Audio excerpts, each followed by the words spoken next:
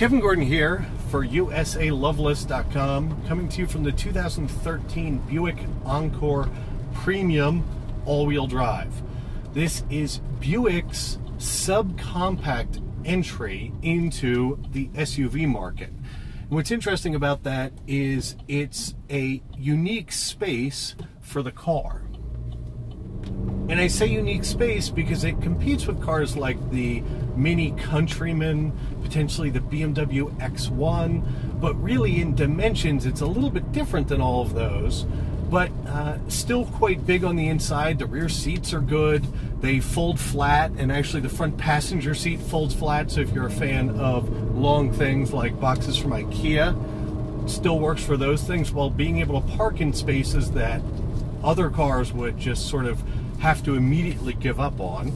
The premium version also gets you a backup camera, front and rear parking sensors, heated steering wheel, heated seats, memory on the seat, even if the seat back is a manual adjustment.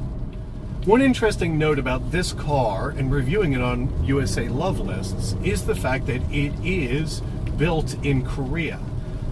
The reason why it's here is because still, profits are going to GM and American companies, and the presidents of GM and Buick have said that if the Encore is a sales success, that they would start manufacturing it in Michigan. They'd start doing all of its assembly and those pieces in Michigan. So it's a car that, if you're interested in supporting, could actually bring more jobs back to America.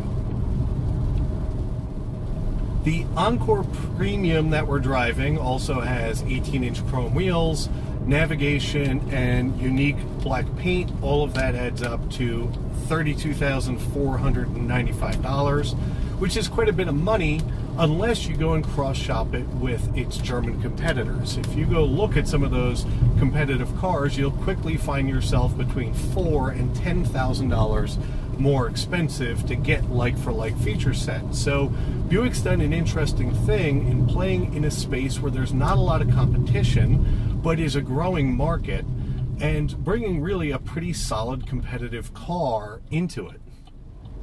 When you sit in here, you sit up high. The ride is enormously quiet. It is by far the quietest little car you're probably ever going to experience, and that's because of a lot of work with the engineers, but also active noise cancellation. So the speakers in the car actually are constantly creating reverse noise waves to whatever's coming in that they don't want you to hear, and canceling them out. And it really does work quite well.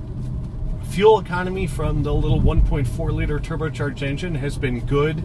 It's rated 24 city, 30 highway with a 26 combined number, and during the time that we've had it, it's beat that combined number in every instance. We're currently averaging 27 miles to the gallon, and I know on a highway trip down to the beach this weekend, we actually averaged above 30. So it really is an efficient thing for something that can fit 4 people, a bunch of stuff, and is all-wheel drive. And the all-wheel drive system really does work quite well.